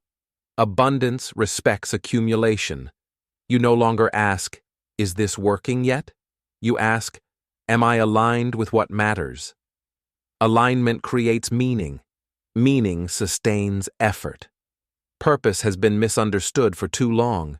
You were taught to search for it externally, a title, a milestone, recognition, achievement. But purpose is not found. It is chosen. Purpose is alignment between values and action. When your actions reflect what you value, life feels meaningful even during difficulty. When they do not, success feels hollow no matter how impressive it looks. Values are not words. They are priorities revealed through behavior. Ask yourself what you consistently protect: your comfort, your image, your growth, your integrity, your freedom. The answer reveals what you value now, not what you claim to value. There is no judgment here, only clarity. As scarcity loosens its grip, you begin to see that meaning is not created by doing more, but by doing what matters deliberately. You stop chasing everything. You commit to something. Commitment creates depth. Depth creates fulfillment. Abundance thinking allows you to release control. Control was your attempt to feel safe in an unpredictable world. It served you once. Now it constrains you. You learn to trust effort over outcome, action over assurance. This trust is calm, not blind. You still plan, you still act, you still refine. But you stop gripping the future tightly. You allow it to respond to consistency instead of fear. Emotionally, this is elevation. You move from survival mode to significance mode. Survival asks, how do I avoid loss? Significance asks, how do I live aligned? Alignment simplifies decision-making. You say no more easily.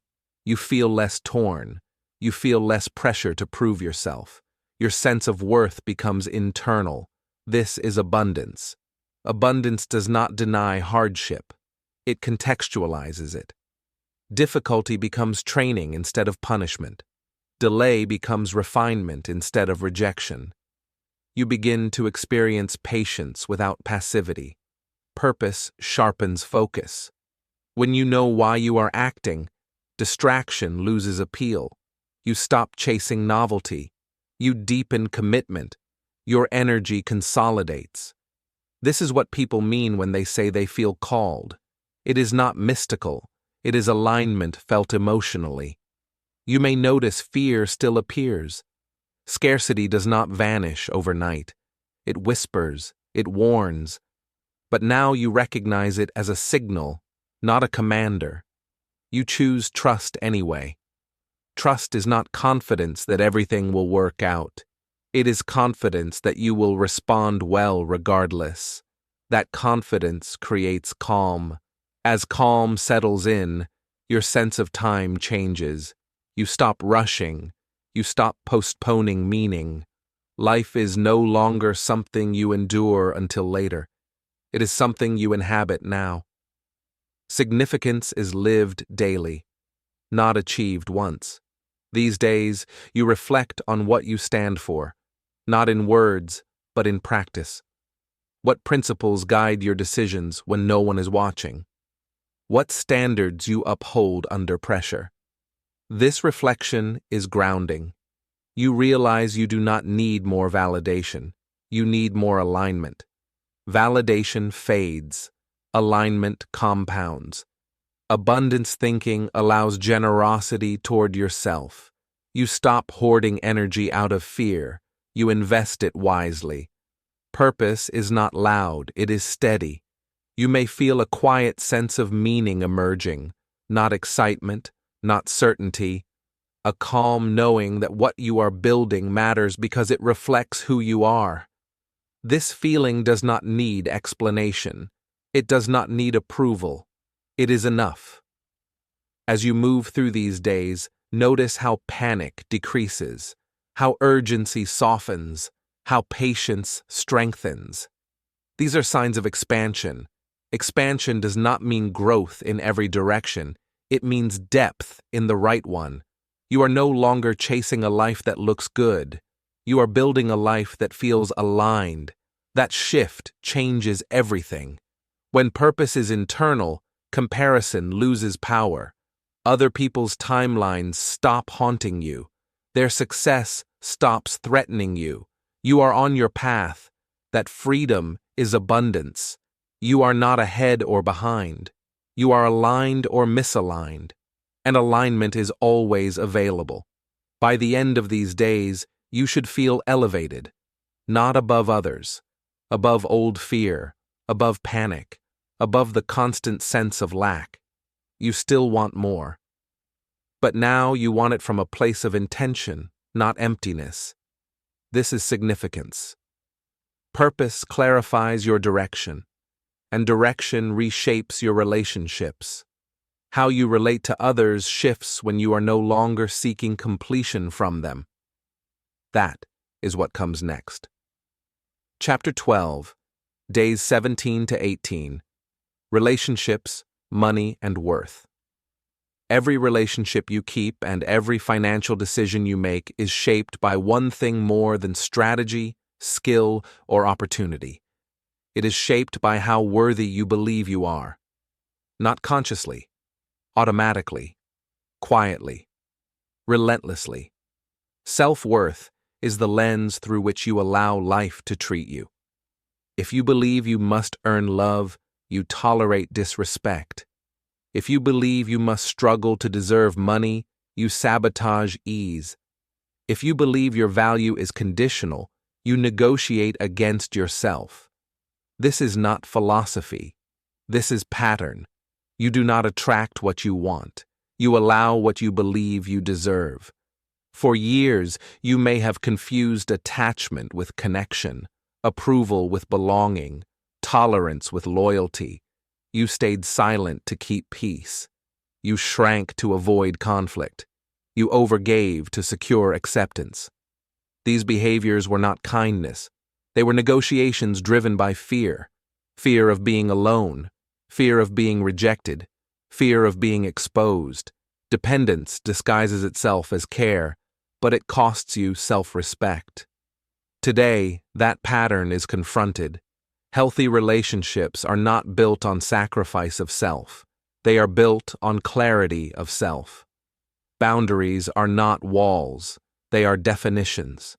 They tell others how to interact with you, and they tell you how to protect your energy. Boundaries replace approval seeking with self-trust. When you do not know your worth, you outsource it. You look to others to confirm it. Compliments become currency. Attention becomes validation. Without it, you feel unstable. That instability leaks into how you speak, how you negotiate, how you show up. You explain too much. You apologize unnecessarily. You accept less to avoid friction. These behaviors feel polite. They are not. They are signals. Signals that say, my needs are optional. As you reclaim worth, these signals change. You speak more clearly. You say no without apology. You stop performing for acceptance. You let alignment replace approval. This is not arrogance. It is self-respect made visible. Money follows the same rules. Money blocks are rarely about money. They are about identity conflict. What you believe someone like you is allowed to have. What you believe success says about you. What you believe ease would cost you emotionally. You may unconsciously associate money with guilt, pressure, or loss of connection. You may believe that earning more requires betraying values or becoming someone you dislike. These beliefs create sabotage. You work hard, but not smart. You earn, but do not keep. You want more, but feel uncomfortable receiving. This is not bad luck. This is internal contradiction. Your nervous system resists outcomes that conflict with identity. If success feels unsafe, you will unconsciously avoid it. If abundance feels undeserved, you will leak it away. Money responds to self-respect. When you respect your time, you charge accordingly. When you respect your energy, you invest wisely. When you respect your value, you stop undercutting yourself. Worth shapes behavior. Behavior shapes outcome. As worth stabilizes, confidence becomes visible. Not loud, not performative, calm, clear, grounded. You stop explaining your boundaries. You stop chasing validation. You stop apologizing for existing. This confidence changes how people respond to you. Some will respect it. Some will resist it. Both reactions are information. People who benefited from your lack of boundaries will feel uncomfortable when they appear. That discomfort is not your responsibility. Dependence weakens relationships. Self-respect strengthens them. True connection requires two whole people, not one shrinking to accommodate the other. When you show up fully, honestly, and clearly, relationships become simpler, not easier, but cleaner. You no longer confuse intensity with intimacy. You no longer confuse loyalty with self-abandonment. You no longer confuse generosity with depletion. This clarity extends to money. You begin to see money as a tool, not a verdict, not proof of worth, not evidence of failure, a tool that amplifies what is already present. If you operate from scarcity, money amplifies anxiety. If you operate from clarity, money amplifies capacity. Abundance does not change character, it reveals it. As these days progress, you may feel a subtle discomfort. Old patterns dying, old dynamics shifting, conversations changing. This is normal. You are renegotiating your relationship with worth. Do not rush to stabilize others. Stabilize yourself. Self-respect requires tolerance for temporary discomfort. The discomfort of saying no. The discomfort of being misunderstood. The discomfort of not rescuing others at your expense. That discomfort passes. Respect remains. Notice how your posture changes when you stop negotiating your value. How your voice steadies. How decisions feel cleaner. These are physical signals of alignment. You are no longer asking permission to exist fully. Money decisions become calmer, less emotional, more strategic. You stop chasing quick relief. You build long-term stability. You invest where it aligns, not where it distracts. This is maturity. Maturity is not rigidity. It is discernment. You discern who has access to your time. You discern what deserves your effort. You discern where your energy produces return. Return is not always financial. Sometimes it is peace. Sometimes it is growth. Sometimes it is freedom. Worth allows you to choose. By the end of these days, dependence weakens. Self-respect strengthens. You feel less reactive in relationships, less anxious around money, less driven by fear of loss. You are not hardened, you are grounded. Grounded people are reliable. They do not bend to pressure easily. They do not chase approval. They do not sell themselves short.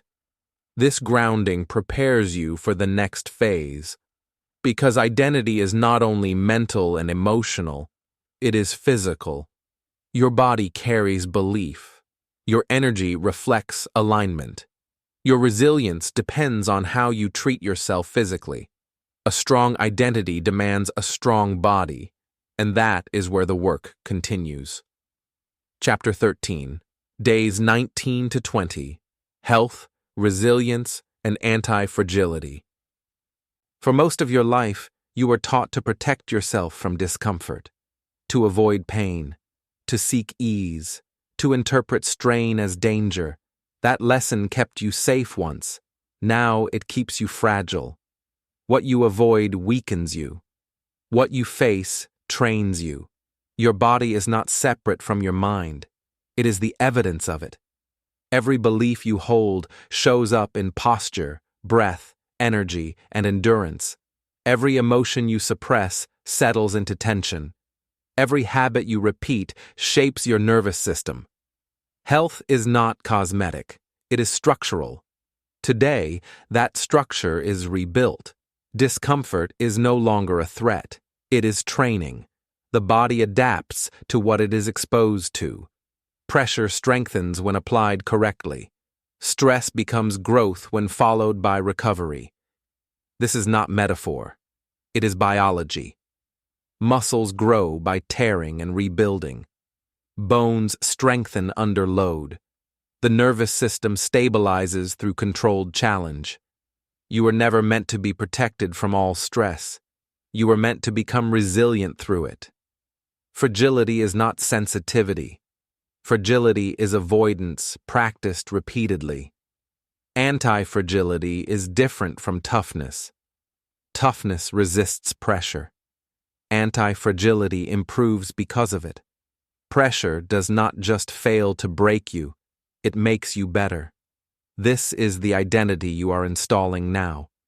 You begin with the body because the body does not lie. It responds honestly to how you treat it. Neglect shows up as fatigue. Avoidance shows up as weakness. Discipline shows up as capacity. You stop asking how to feel better and start asking how to become stronger. Strength is not punishment. It is preparation. Movement becomes non-negotiable, not for appearance, for regulation, for confidence, for proof that you can do hard things on command. Each time you move despite resistance, you reinforce identity. The breath becomes a tool. Deep, controlled breathing during effort trains calm under pressure. Calm under pressure transfers everywhere. Work, conflict, decision-making. This is not fitness. It is nervous system training. You notice how quickly the mind tries to escape discomfort, the urge to stop, to delay, to negotiate. That urge is the same one that sabotaged focus, consistency, and follow-through before. Now you meet it differently. You stay, not recklessly, not with ego, with presence. You learn the difference between injury and discomfort, between harm and effort. You respect limits, but you no longer fear strain. Fear made you fragile. Exposure makes you adaptable. As the body strengthens, the mind follows. Confidence rises not from affirmations, but from evidence. Evidence that you can endure. Evidence that discomfort passes. Evidence that effort does not destroy you. This confidence is grounded, earned, quiet.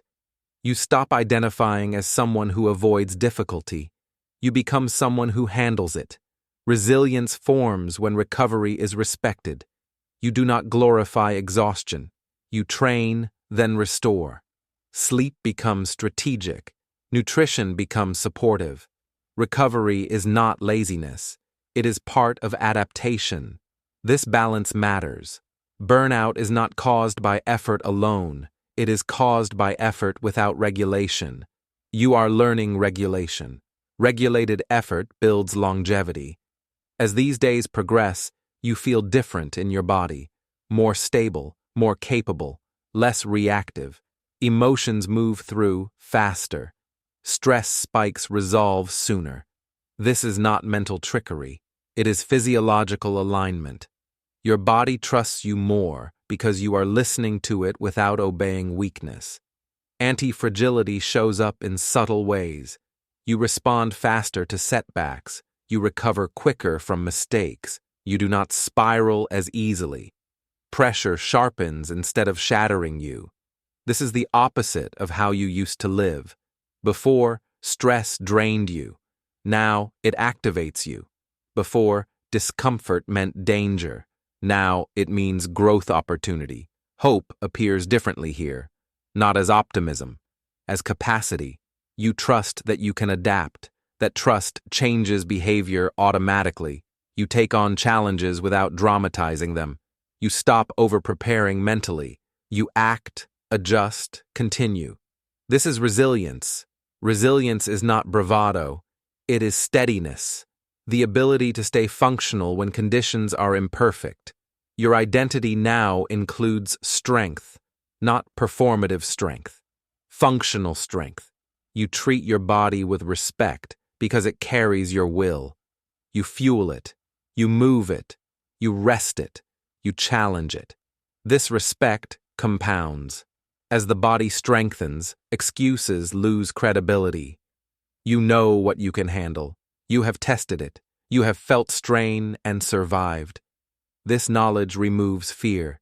Fear thrives on the unknown. Exposure dissolves it. You are no longer fragile. Not because nothing hurts, because nothing controls you. Pain is information. Fatigue is feedback. Stress is stimulus. You respond instead of react. These days complete the physical foundation of your transformation. Mind, emotion, belief, identity, behavior, and now body are aligned. Alignment creates power. Power does not need to announce itself. It is felt. By the end of these days, you should feel capable in a new way, not invincible, adaptable, ready to meet pressure without collapse, ready to grow because of difficulty, not despite it. This is not the end. It is convergence. All systems you have been training are now online. Awareness, discipline, focus, compassion, purpose, worth, strength. They are no longer separate practices. They are one operating system. All systems converge next, and that is where integration becomes permanent. Chapter 14, Day 21, The New You. This is not a celebration. It is a recognition. You did not wake up today as a different person by accident. You arrived here through repetition, restraint, and choice. Quiet choices, unseen choices, choices made when no one was watching and no applause followed. That is why this moment matters. You are no longer becoming. You are being. For 21 days, you interrupted old patterns. You faced discomfort instead of escaping it. You observed instead of reacted. You chose deliberately instead of automatically. Those choices have integrated into something stable, an operating system. Your thoughts no longer run unchecked. Your emotions no longer dictate direction. Your habits no longer form randomly. Beliefs, behavior, and identity now reinforce each other instead of fighting for control. This is integration. Integration feels different than motivation. Motivation excites. Integration settles. It creates a sense of internal coherence. You feel aligned instead of pulled, clear instead of scattered, present instead of rushed. This is what real change feels like. The old self does not disappear in dramatic fashion. There is no explosion, no erasure. The old self simply loses authority. You acknowledge it without resentment. It kept you alive. It helped you cope. It taught you what no longer works. Honor it, then release it. Release does not mean forgetting. It means no longer obeying. You are not ashamed of who you were. You are no longer loyal to it either. Pride now feels different. It is not inflated. It is earned. Earned through follow-through. Earned through restraint. Earned through consistency under ordinary conditions. This pride is quiet. It does not seek validation. It does not need to be announced. It exists whether anyone notices or not. That is strength. Look at how you move through the day now. Your pace, your posture, your responses. You pause before reacting. You choose before committing. You recover faster when disrupted. These are signs of integration. You are no longer fighting yourself internally. Decisions feel cleaner. Effort feels directed. Even when things are hard, they feel simpler. Simple does not mean easy. It means aligned. You are now operating from identity instead of impulse, from values instead of fear, from intention instead of habit. This does not mean temptation disappears. It means temptation no longer leads. Leadership over self has been established. This is the crossover point, the moment where practices become defaults, where discipline becomes normal, where awareness runs in the background without effort. You did not install perfection. You installed reliability. Reliability is more valuable. You will still feel emotion. You will still have thoughts you do not choose. You will still face stress, doubt, and resistance. The difference is this: you respond now. Response replaces reaction. Choice replaces impulse. Direction replaces drift. That is the new you. Take a moment to recognize what you built, not the outcomes, the structure.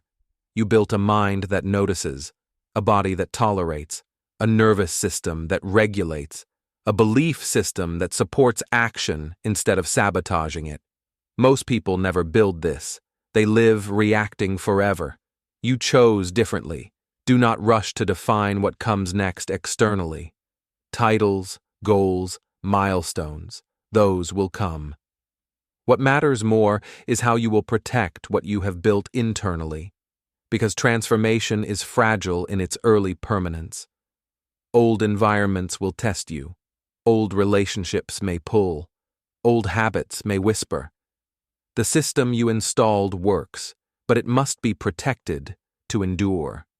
Protection does not mean isolation. It means awareness. You know now what destabilizes you. You know what strengthens you. You know which inputs sharpen focus and which scatter it. That knowledge is responsibility. You no longer get to claim ignorance. This is not pressure, it is empowerment. You do not need to hold this identity tightly. Grip creates tension. You live it. You repeat it. You correct when you drift. That is how identity stays alive. You will have days where you feel like the old self. That does not mean you have failed. It means the system noticed deviation, and now you return. Returning is mastery.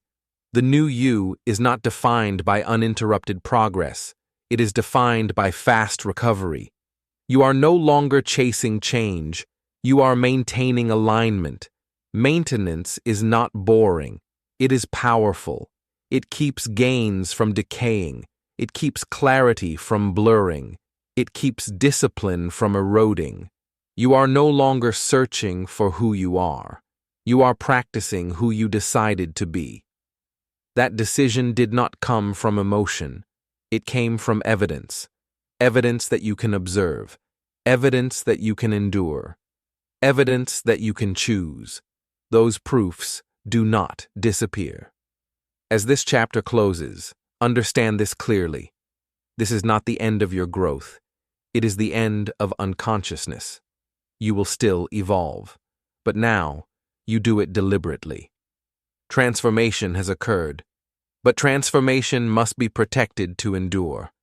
That protection is the final phase, and it begins now. Final chapter, maintaining the reset and living in mastery. This is where most people misunderstand transformation. They think change is something you achieve, check off, and move on from. A finish line, a breakthrough moment, a before and after. That misunderstanding is why change fades. Mastery is not achieved once, it is maintained. What you have built over these days is real. Your mind is clearer, your reactions are slower, your choices are deliberate, your body is stronger, your identity is aligned. But systems decay without upkeep. Entropy is constant. Awareness must be renewed or it dulls. This final chapter is not about intensity. It is about protection. You no longer need to overhaul your life. You need to preserve what works. Preservation requires structure, not willpower. Simple practices repeated consistently.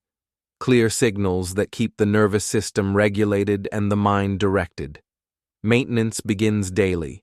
Every day you return to 3 anchors: awareness, regulation, intention.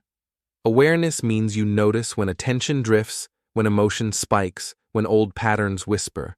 You do not panic. You observe. Observation is enough to interrupt decay. Regulation means you stabilize the body. Breath, movement, rest. You do not negotiate with exhaustion. You address it intelligently. A regulated body protects a disciplined mind. Intention means you decide the direction of the day before the world decides it for you. One priority, one focus, one deliberate action that reinforces identity. These anchors are small. They are powerful because they are repeatable.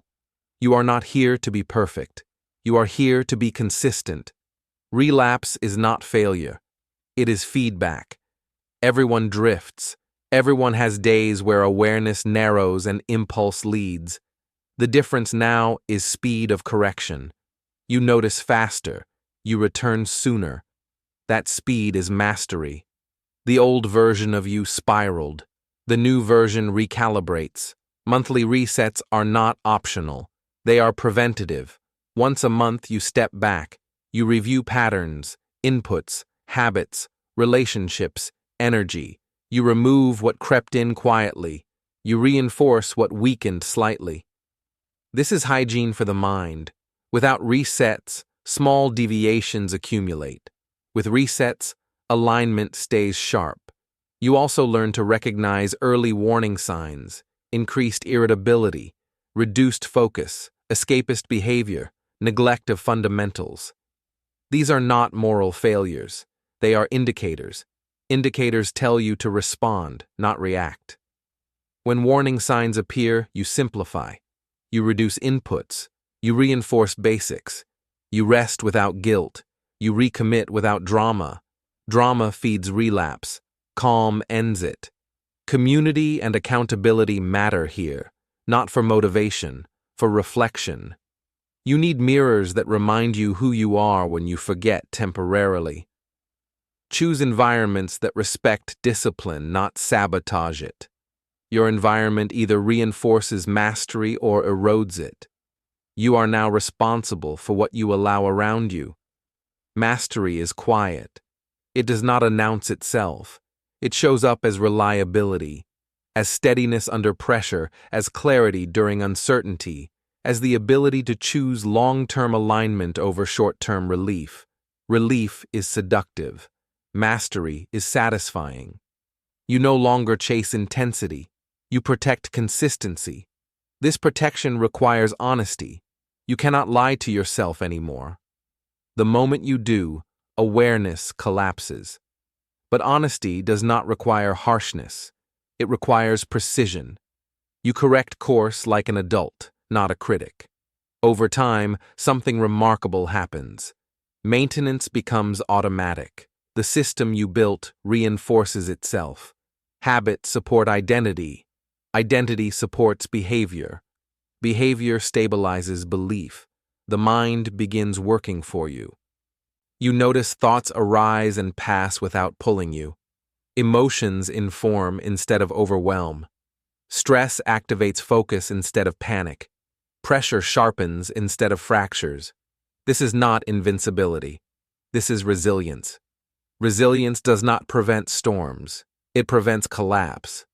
As years pass, this operating system compounds. You make better decisions faster. You waste less energy. You recover quickly. You trust yourself deeply. Self-trust is the ultimate reward. You no longer need external validation to feel grounded. You do not need constant reassurance. You know what you can handle because you have handled it repeatedly. This is freedom. Freedom is not the absence of responsibility. It is the ability to respond consciously. The world will continue to be loud, distracting, demanding. That will not change. What has changed is you. You are no longer programmable by every input. You choose what enters. You choose what matters. You choose how you respond. This is mastery. Mastery is not dominance over others. It is leadership over self. Leadership over self creates peace without passivity, strength without aggression, confidence without arrogance. As this journey ends, remember this clearly. You did not fix yourself. You built yourself. And what is built can be maintained. There will be moments where the old self feels close. Familiar habits will call. Old shortcuts will tempt. That is not regression. That is memory. You acknowledge it. You do not obey it. The reset was not an event. It was an installation. From this point forward, growth is no longer chaotic. It is intentional. You expand when you choose. You rest when you need. You challenge yourself when capacity allows. Life becomes something you shape, not something that happens to you. This is the calm power of mastery. Your mind now works for you. It notices, it regulates, it chooses, and because of that, your life follows direction instead of drift. Nothing about this requires belief. It requires repetition, and you already proved you can repeat. Carry this forward quietly. Protect it consistently. Return to it whenever needed. You are no longer searching for control. You have built it. and that is enough.